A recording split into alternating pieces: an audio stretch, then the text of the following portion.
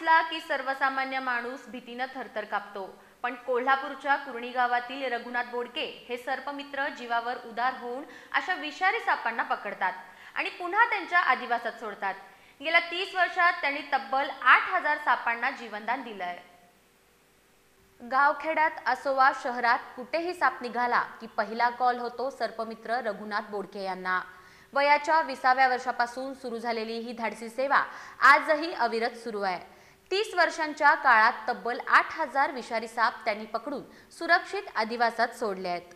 मुरगुड इथल्या पाटील गल्लीतील घरात घुसलेला अत्यंत विषारी सापही त्यांनी कोणताही गोंधळ न करता पकडला।